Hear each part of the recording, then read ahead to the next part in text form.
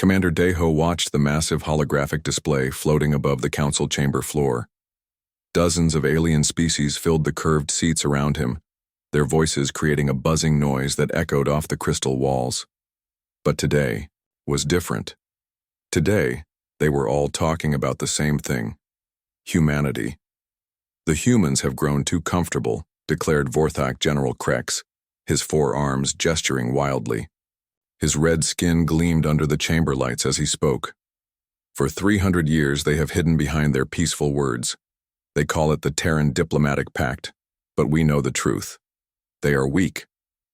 The other aliens nodded and made sounds of agreement. The Zephyrian Queen's voice filled their minds through telepathy.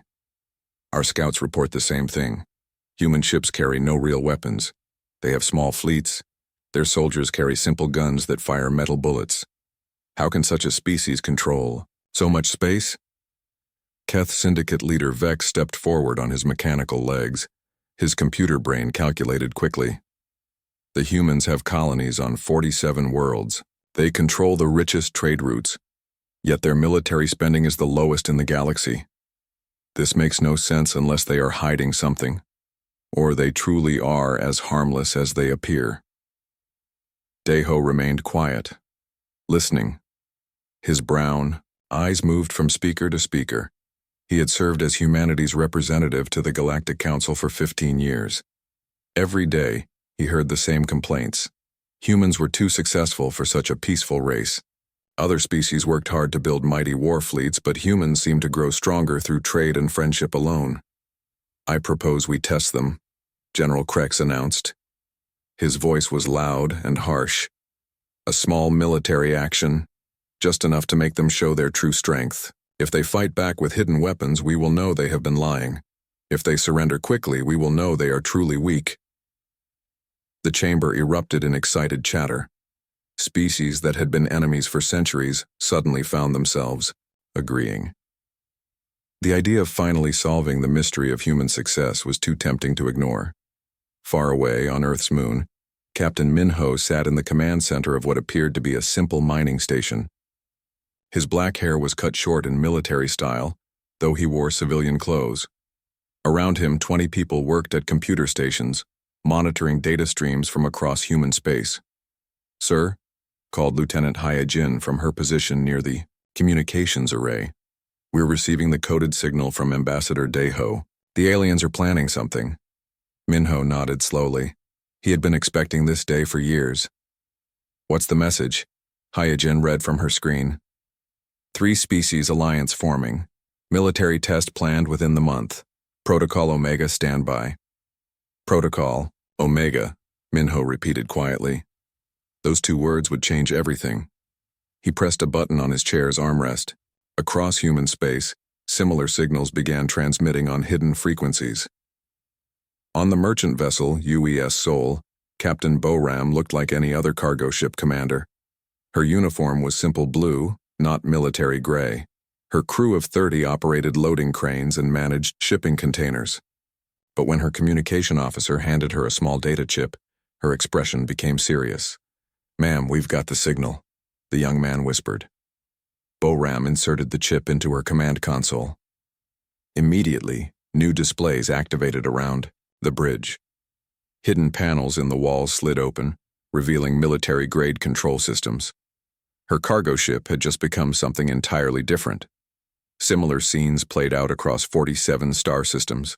On mining platforms, research stations, and trade depots, humans began touching hidden switches and entering secret codes. Equipment that had operated as civilian machinery for decades started to transform. Dr. So Young worked late in her laboratory on Luna Station. To visiting aliens, she studied plant growth in low gravity.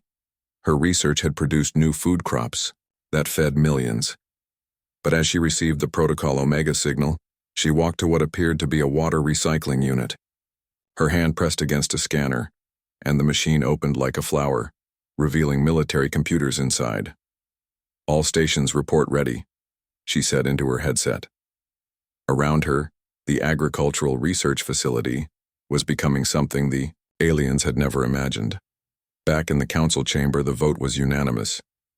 General Krex smiled, showing his sharp teeth. It is decided. We will send our combined fleets to test human defenses. If they are truly peaceful, they will negotiate. If they have hidden weapons, we will finally see them. Commander Daeho stood up slowly. His voice was calm and steady. I must warn you that humans value peace above all things. But we also value survival. Are you certain this is the path you wish to take? Threats? Queen Zephyria's mental voice was amused. From the species that refuses to build real warships? Your own reports show you have fewer than 1,000 military vessels. We have 10 times that number. Daeho bowed politely. Then I will inform my government of your decision. I hope we can resolve this peacefully. As he left the chamber, Daeho allowed himself a small smile. The aliens thought they knew everything about human military strength. They had counted ships and measured weapons for 3 centuries. But they had made one critical mistake. They had only counted what humans wanted them to see. The alien fleet arrived at the edge of human space like a dark cloud blocking out the stars. 300 warships from 3 different species moved in perfect formation. General Kreck stood on the bridge of his flagship, watching the scanner, displays with satisfaction. There, he pointed with one of his 4 arms. The human border station, just as our spies reported, a simple trading post with basic defenses. The station looked harmless enough. It was a large metal ring spinning slowly in space, with docking arms reaching out like the spokes of a wheel. Small ships moved in and out, carrying cargo and passengers. Nothing about it suggested military importance. Sir, his weapons officer reported, we detect only standard civilian shielding. No heavy weapons. No fighter squadrons. This will be easier than we thought. Captain Minho sat in his command chair aboard what the aliens believed was a cargo vessel. The UES Sol drifted among a group of merchant ships near the border station, its hull painted with bright company logos. To any scanner, it appeared to be carrying farm equipment to the outer colonies. His communication officer, Lieutenant Hyajin, looked up from her console.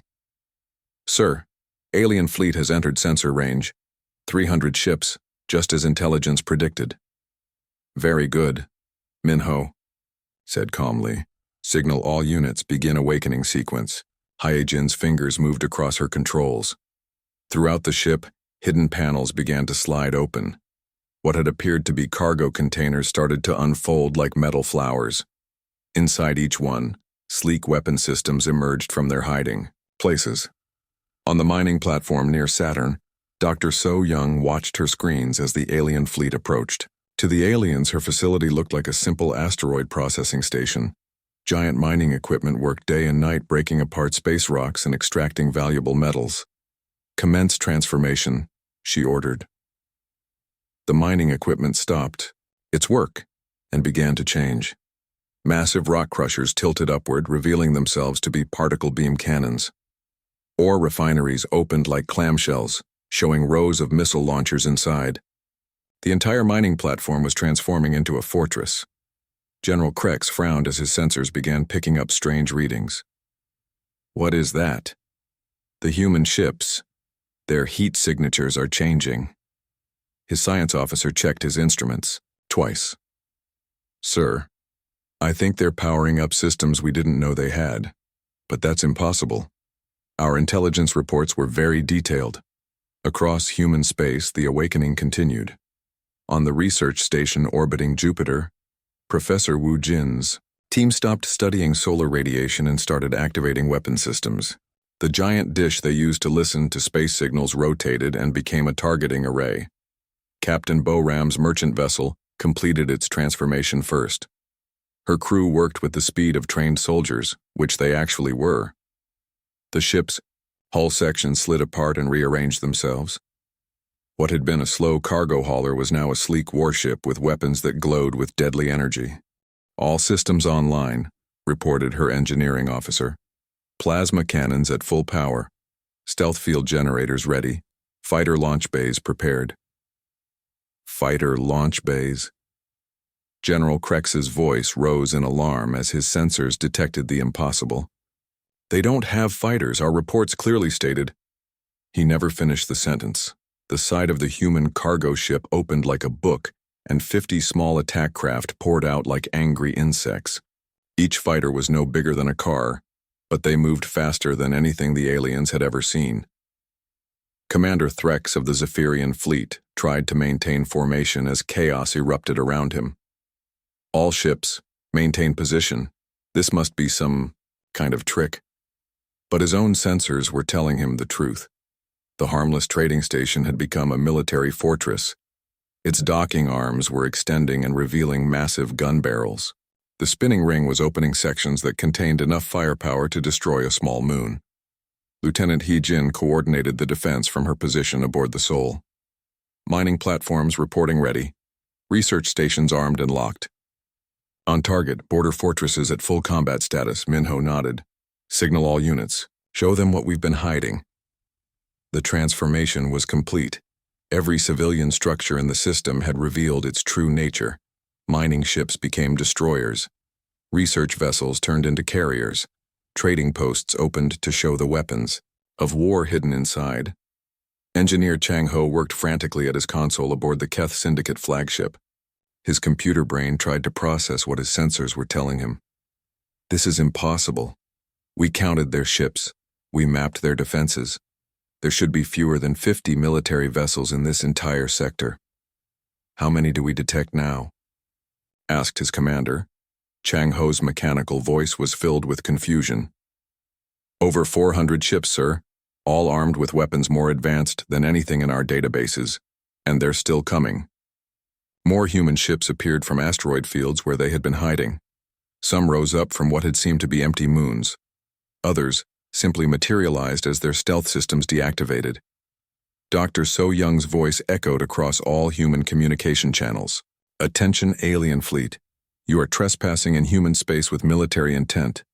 You have one chance to withdraw peacefully. General Krex stared at his displays in shock.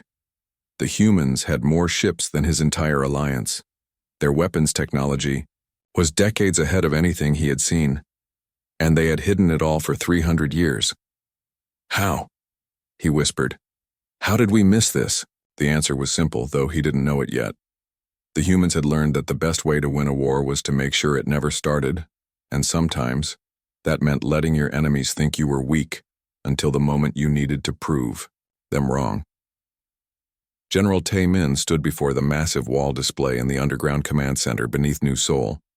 The room was carved deep into Earth's bedrock, hidden from any orbital scan. Around him, dozens of officers worked at their stations, coordinating humanity's response to the alien threat. Gentlemen, ladies, he began, his voice carrying across the room. Today, we reveal what we have spent 3 centuries building. The main screen showed a map of human space, but not the one the aliens had been studying. This map was covered in red dots, thousands of them. Each dot represented a military installation that the galaxy believed was something else entirely. Ambassador Eunji sat at the conference table, her fingers steepled in front of her. She had spent 20 years attending diplomatic dinners with alien leaders, smiling and pretending humanity was weak. Now the mask was finally coming off. The Terran diplomatic pact was never about peace, she explained to the room. It was about making our enemies underestimate us. While they built obvious weapons, we built hidden ones. While they showed their strength, we concealed ours. On the screen, Captain Dong Hyun's report scrolled past in neat columns. Factory worker Jae Hyun's civilian manufacturing plant had converted to military production in just 4 hours. His team was now building advanced missile systems instead of farming equipment. Similar conversions were happening across human space. Every trade agreement we signed included secret clauses. General Taeman continued. Every cultural exchange program was actually intelligence gathering. Every exploration mission mapped potential battlefield locations. The aliens had spent centuries studying human society, but they had only seen what humans wanted them to see. The peaceful merchant captains were actually reserve military officers. The simple farmers were trained soldiers. The harmless researchers were weapons designers. Dr. Kyung Min's analysis appeared on a side screen. She worked from her laboratory on Mars, where she had been developing new crops for the past 15 years. But her real job was creating biological, weapons that could target specific alien species without harming humans. "Look at these numbers," she said over the communication link. "The Vorthak need a specific type of bacteria in their air to breathe properly. The Zephyrians use pheromones to communicate. The Keth rely on electromagnetic signals for their computer brains. We have ways to disrupt all of these." In the command center, intelligence officer Subin pulled up files that had been classified for decades. Our cultural exchange students didn't just learn alien languages. They mapped military installations, studied weapon designs, and identified key leaders. We know more about their capabilities than they know about ours. The revelation was staggering. Human tourists had been spies. Human students had been gathering military intelligence. Human traders had been mapping supply lines and weapon storage facilities. General Tayman touched his control panel, and the display changed again. Now it showed production numbers that made everyone in the room pause. "The aliens think we have a small military because we hide our real manufacturing. Every civilian factory can switch to weapons production. Every mining operation can produce military-grade materials. Every research station can design new weapon systems." Captain Wu Jin reported from the orbital shipyards around Jupiter. To alien observers, these facilities built peaceful cargo vessels and exploration ships. But each civilian ship was designed with hidden compartments where military systems could be installed in hours. "Sir," he said, "we've completed the retrofit.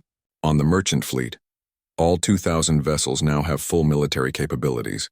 The aliens counted them as cargo ships, but they're actually more advanced than most enemy warships." The scope of the deception was enormous. For 300 years, humanity had been playing a game of galactic hide-and-seek. They had hidden their real strength while pretending to be exactly what the aliens expected: a weak, peaceful species that succeeded through luck and diplomacy.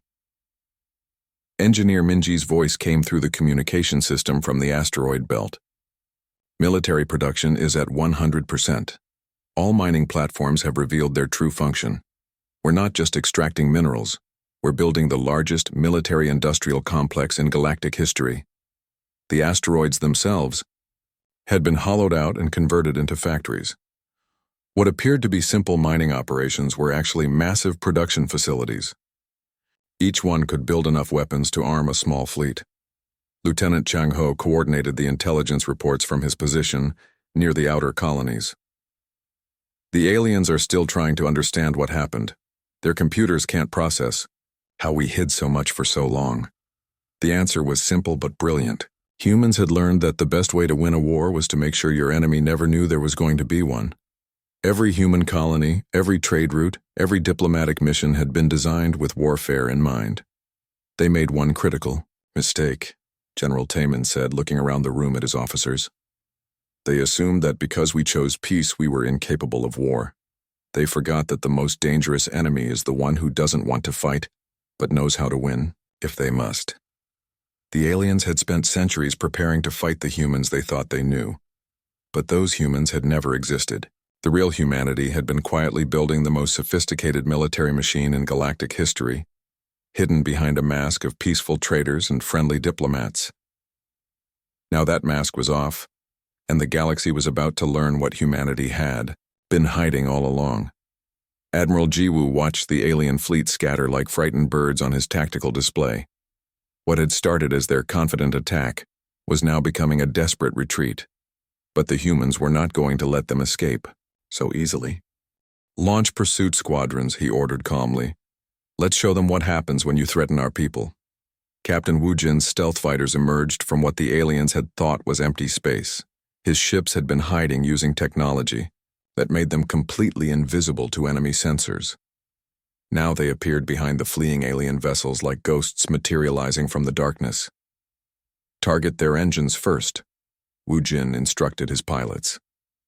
"We want them alive to tell others what they've learned today."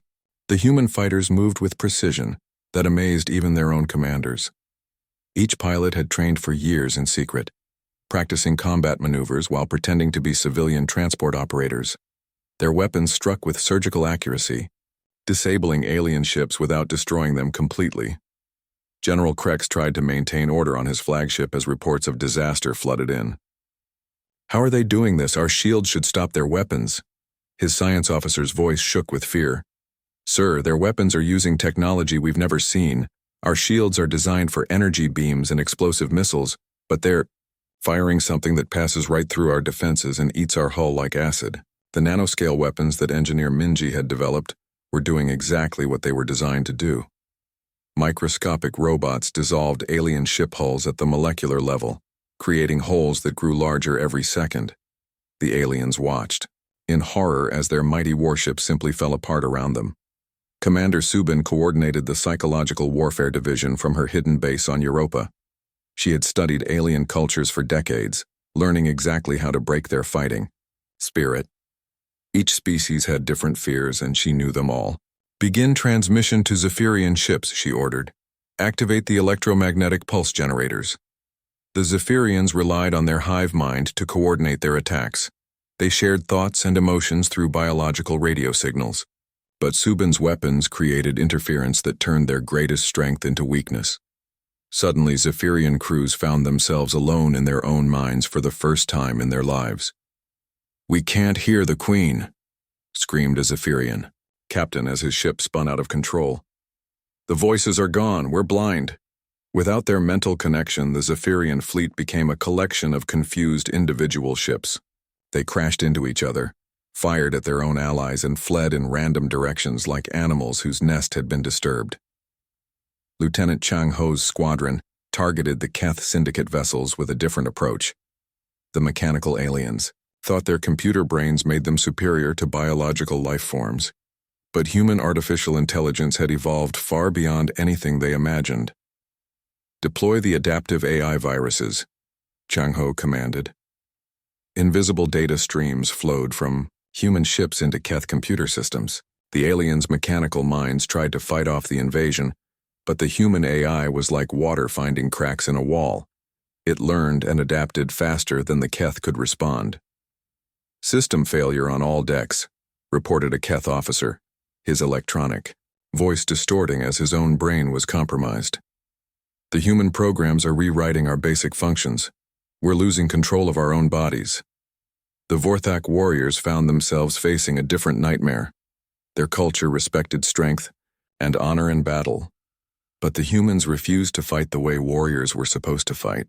Instead of meeting them head-on, human forces used stealth, deception, and weapons that killed from impossible distances. Captain Minho's vessel appeared and disappeared like a phantom, striking alien ships and vanishing before they could respond. His crew had perfected the art of hit-and-run warfare, using mobility and invisibility instead of thick armor and big guns. "Stand and fight," General Krex roared into his communication system. "Where is your warrior's honor?"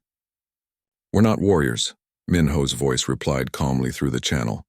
"We're protectors, and we protect our people by ending threats as efficiently as possible." Dr. So Young's mining platforms revealed their final secret as they moved to surround the alien fleet. What had appeared to be stationary facilities were actually mobile weapons platforms.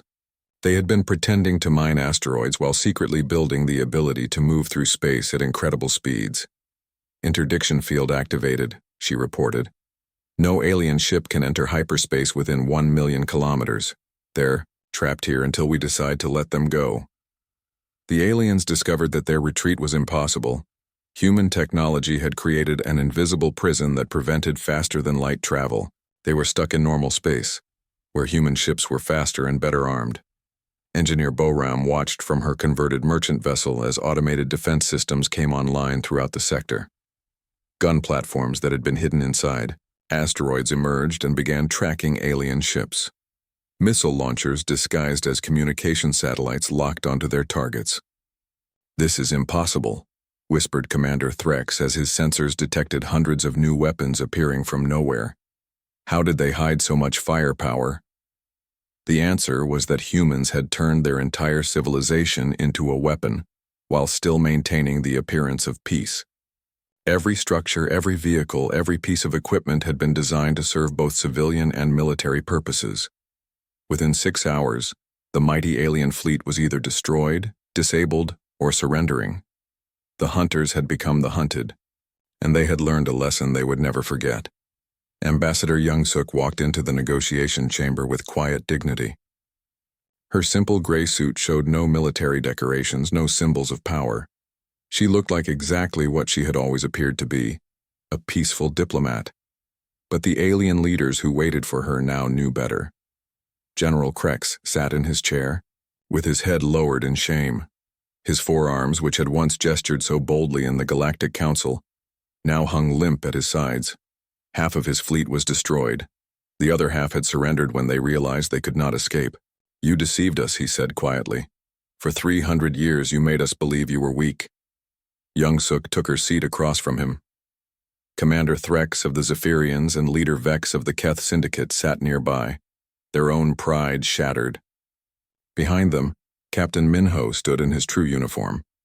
Not the simple clothes of a merchant captain, but the decorated dress of a fleet admiral. "We never lied to you," Young-suk replied calmly. "We told you we valued peace above all things. That was always true. We simply never told you what we were willing to do to protect that peace." Dr. So-young's holographic image appeared above the conference table.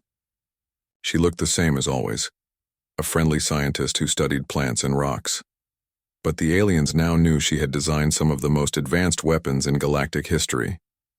"You see," So-young explained, "humans learned something from our own past. Long ago, we nearly destroyed ourselves with war. We decided that we would rather grow through friendship than conquest. But we also learned that sometimes others don't give you that choice." The room's main display activated, showing images that made the alien leaders gasp. Human children of all species played together in schools across dozens of worlds. Fourth-act younglings learned mathematics alongside human kids. Zephyrian larvae shared art classes with Keth mechanical youth. "This is what we were building," Young-suk said. "Not an empire based on fear, but a community based on cooperation." The Terran diplomatic pact was never about hiding from conflict. It was about creating a galaxy where conflict wasn't necessary. General Krex looked at the images with confusion. "But your weapons, your hidden fleets, why build such things if you truly wanted peace?" Fleet Admiral Minho stepped forward. His voice was gentle but firm. "Because peaceful people need protection from those who aren't peaceful. We hoped we would never need to use what we built.